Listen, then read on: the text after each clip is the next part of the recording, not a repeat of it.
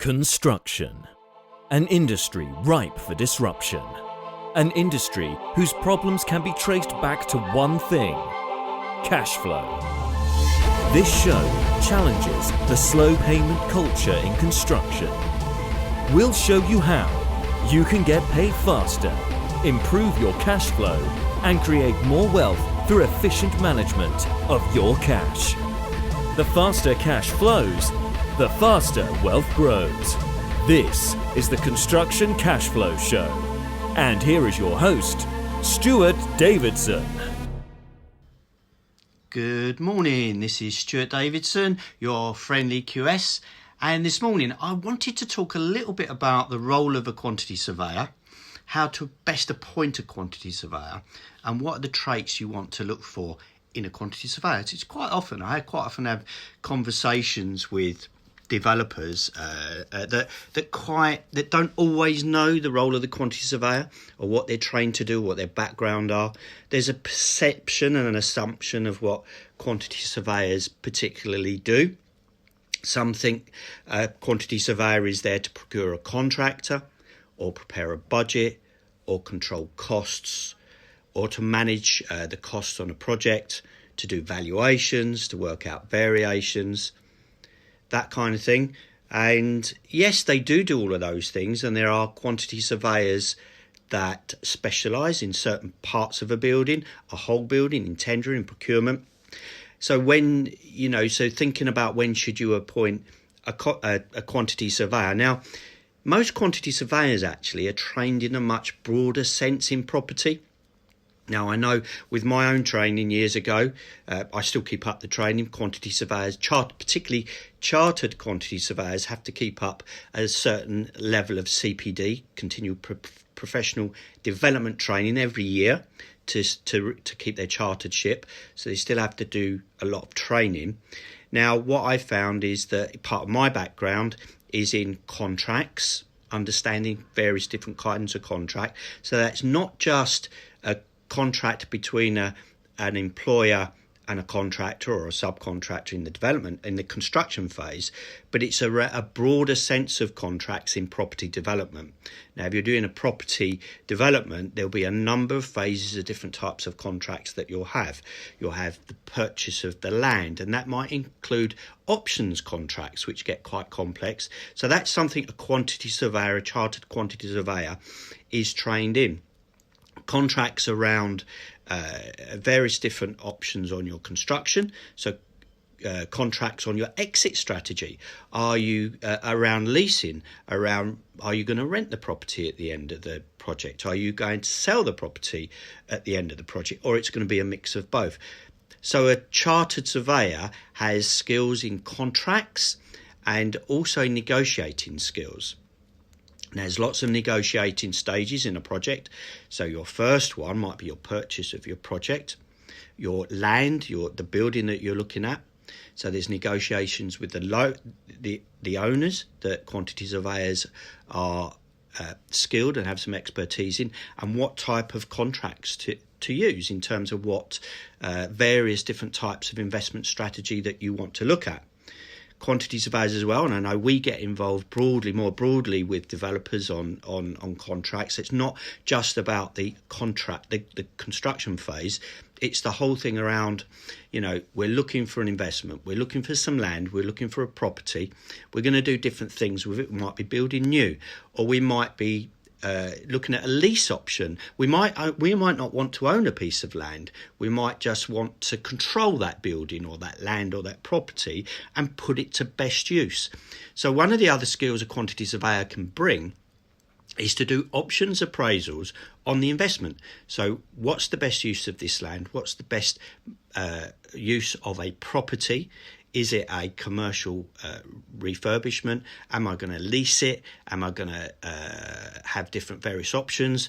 What type of lease might I have? If I don't want to own the property at this particular moment in time, but want to control it, then it might be that I want to be able to assign that lease later on when I get more equitable value in the property. And it's how do I negotiate with an owner to bring about a win-win situation on the investment. Now, going forward, I hazard a guess that there's going to be coming out of this corona shutdown, turn down, and even recession that comes. Well, I think we're already in recession. I think we've been in recession, to be honest, before the corona lockdown, but I think it's going to probably be amplified after this. And I think things will change, and I think there'll be a move away from a single building ownership, not necessarily ownership of a property asset, which has always been the traditional route to investing in property, to more around equitable stakes in an asset. So you might want to have a certain element of control without ownership. You might want more owners to have a stake in a property. So I think there's going to be a need to look at how we invest in assets, how many people invest in assets.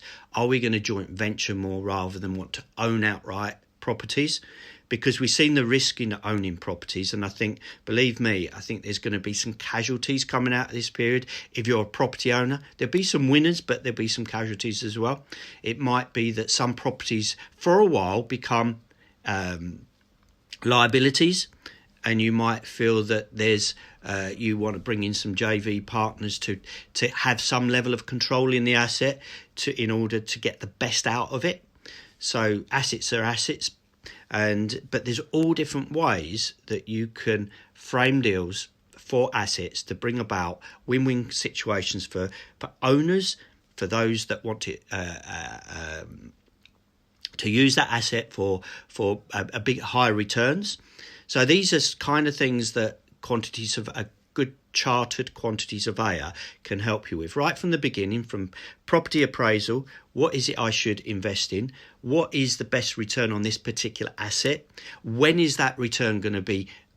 When am I going to get that return? Is it now? Is it after a refurb, construction, new build, or is it sometime in the future? So that determines what type of contracts, what type of purchase contracts, what type of lease contracts. Now, if you're looking to develop and you're looking to build a new building or refurbish a building, then you have a construction phase, and that's something a good chartered surveyor can help you with. And sometimes clients who are advised, in my opinion, too often to delegate responsibility and risk too highly to his contractor. But where you delegate risk, you lose control. And I think that owners and investors coming out of this period will probably want to look at more control over the cash in the project. Now, in the past, people have looked at, and quantity surveying firms have promoted themselves as cost managers. Now, I think that's going to change. I think that it's going to come more to, or people are going to be looking more at cash management than cost management. Now, the difference is we need to know where the cash is flowing within a project. And there's going to be various different levels of distress in supply chains coming out of the coronavirus lockdown period. And as an owner, as a business investor, you'll want to know where those pinch points are. You'll want to know that your cash remains in your project, that it's not leaking out. You'll want to know that there's not an element of cash farming going on in your project, or there's you want to know what the demands on the cash that you're paying your supply chain are coming out of this. Are they still in a liquid state? Is your supply chain still liquid? Is your supply chain still solvent? But there are ways, and I know there will be a lot of pressure. There will be some casualties coming out of this, but there are some solutions. And one thing that we're looking at, that we're talking to our clients around, is how we can look at taking control of the cash and getting more transparency on cash. And in fact, taking control of the payments throughout the whole supply chain. Because what quite often happens, and I'm not sure that I gave a talk to a room full of developers several months ago, and I talked to them about where their cash goes when they pay a contractor.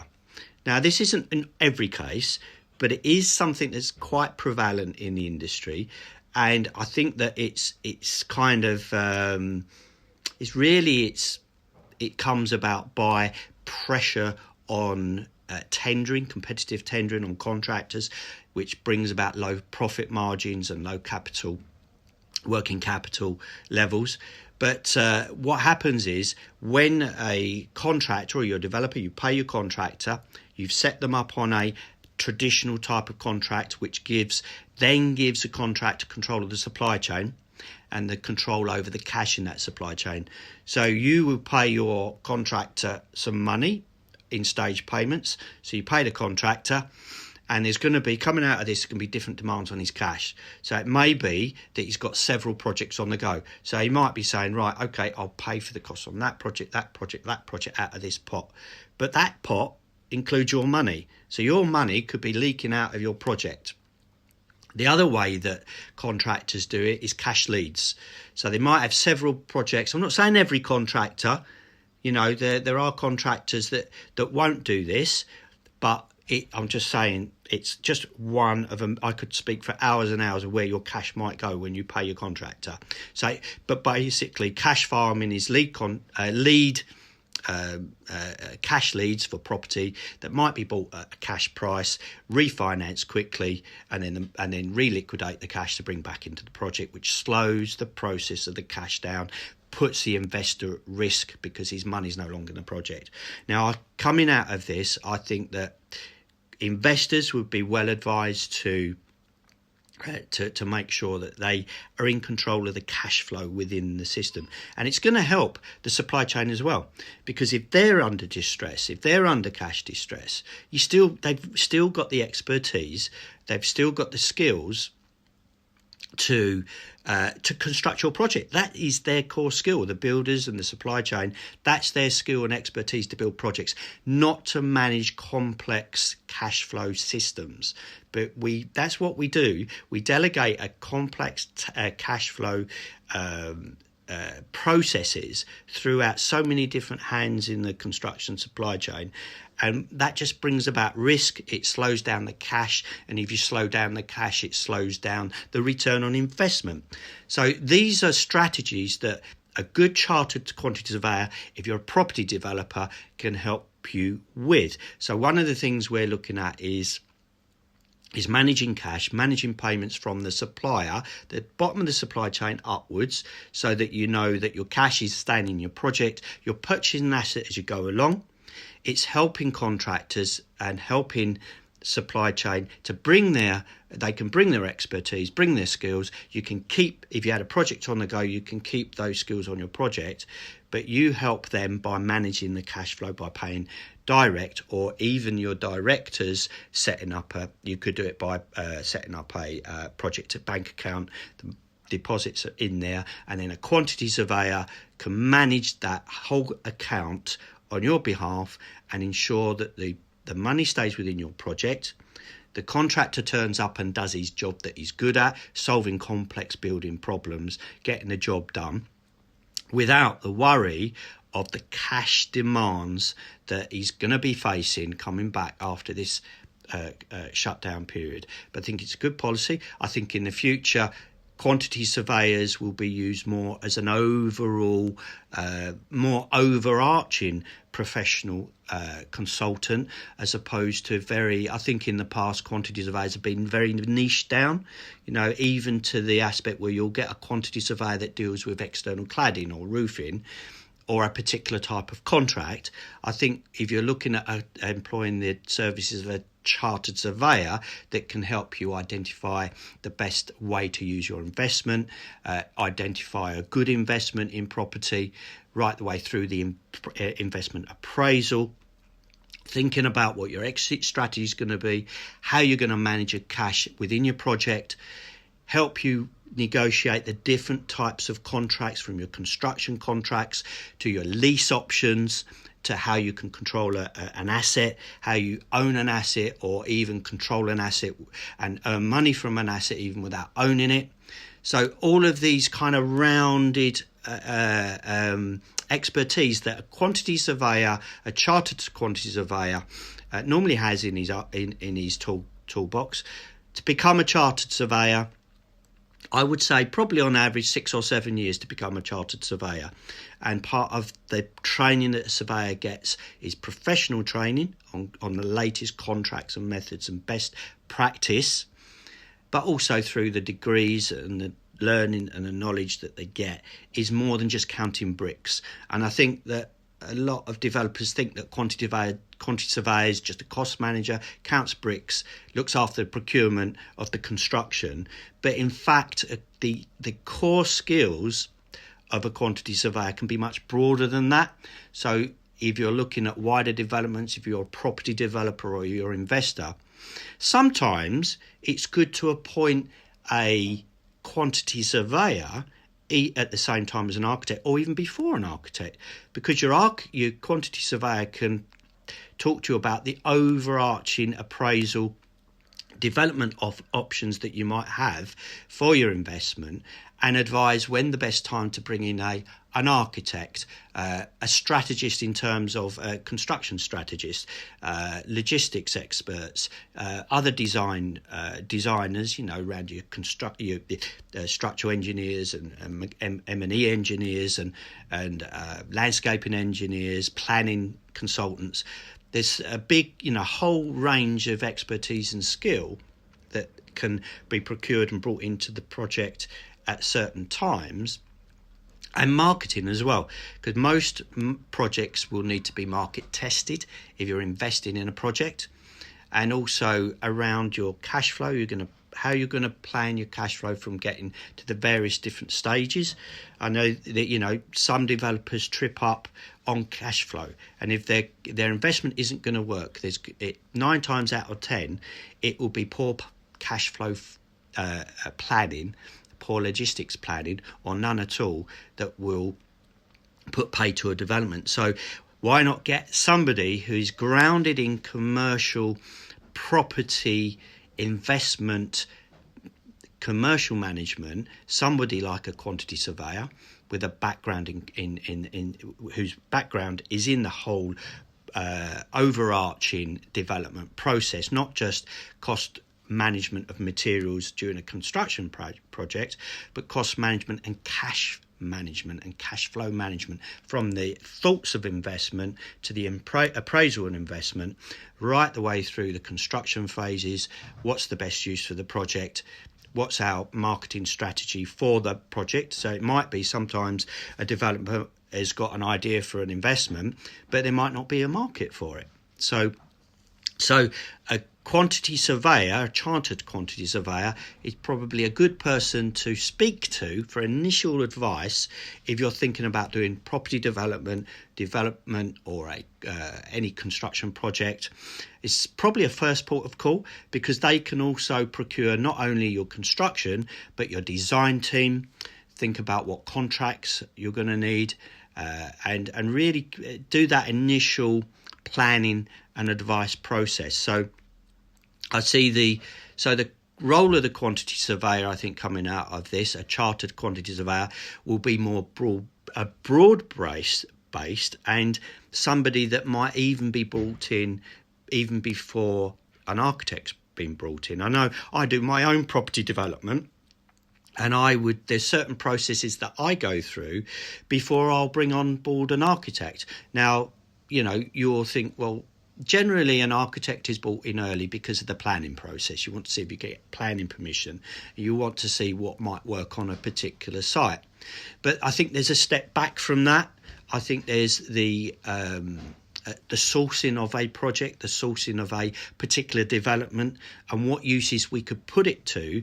And so there's some maths to do, there's some calculations to do before you bring in an architect. So a chartered surveyor as role is a lot more. So for those property developers, investors out there, a chartered quantity surveyor's role is something that starts right at the beginning, even before you get on board your design team, is that the investment likely to stack up in the first place?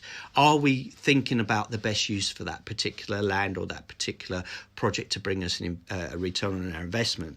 So a quantity surveyor can really give you good advice at the beginning and probably right the way through.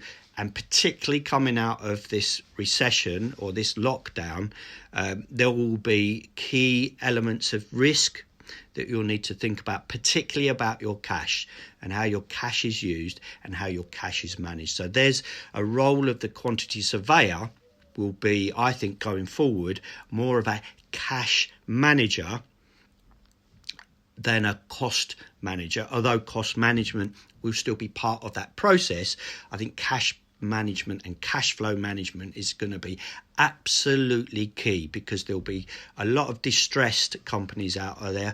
There'll be cash flow pressures, pinch points.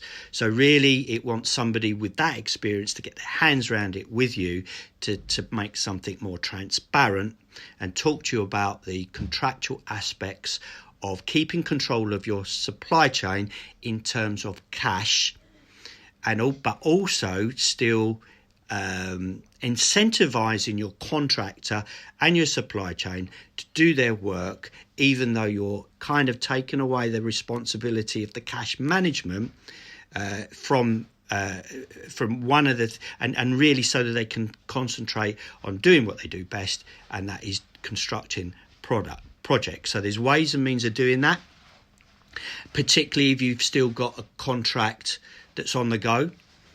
So if you've got warranties, there may be certain step-in rights that you can use. If you've got funder warranties, or if you've got subcontract warranties, there may be opportunities for step-in rights to take more of a transparent control over cash. But if you're doing a new project, you may want to look at standard form of contract, but also with some tweaks enables you to keep control of the supply chain with alliance contracts. Will probably be a good start as well. The NEC has got an alliance contract in it now, and there's other types of alliance contracts that you might want to look at as opposed to traditional, just because the nature of the market is changing and the risks are changing, and there's going to be a lot more risk on cash, liquidity and insolvency. So I would suggest having a look at these different options coming out of this lockdown. And a good chartered quantity surveyor, you can look on the RICS website. When you talk to your quantity surveyor, when you want to appoint a quantity surveyor, ask him about his background. Is he involved in property development? Has he got his own developments? Is he used to the appraisals? Is he used to understanding around the different types of what we can do with different types of contracts? You might want to, as I say, keep control of cash a bit more. Can he advise? Is he got expertise in advising on more transparent ways of contracting projects? Can he advise on ways in which we can incentivize the contractors and the supply chain? Maybe ring fencing a contractor's overheads and profit. Maybe looking at how we can increase their overheads and profit, and there are constructive and creative ways in which you can do that. And it doesn't need to be a race to the bottom. It doesn't need to be a competitive tendering race to the bottom, which in fact in the long term can generate more risk than it actually solves. So I would say yes, thinking about quantity surveyor role, a lot wider level of skills and expertise than you may realise, but I would certainly start to talk to one, select one, talk to him about his background. How can he help you? What is his niche? What is his area of expertise? And you might be surprised that they can probably give you a bit more of a steer on an investment before you get into it too far, before you spend too much money on a design team. Let's get the basics right. Is this deal going to stack up? Is this investment going to stack up? And if it does, we go through different phases of a high level appraisal, going into more detail, and then only then shall we invest in paying designers and design team and planning and all of these other things that need to take place, looking at different finance options, debt finance, equitable finance, joint ventures. These are all things that can be discussed and a chartered quantity surveyor can help you with before you actually start putting your hand in your pocket. So there you are. I hope that's been helpful.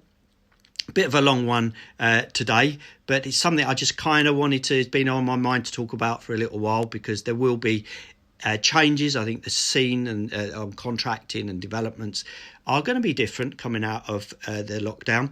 So I just wanted to share that with you. I hope it's been really helpful and useful, and there's been some good points and things for you to think about. So have a great day. The sun's shining. Go out and do some exercise, get that nice fresh air while there's less pollution around. And this is Stuart Davidson, your friendly QS, signing off. See you in the next video. Cheers. This was the Construction Cashflow Show with Stuart Davidson. Thank you for listening. And remember, the faster cash flows, the faster wealth grows.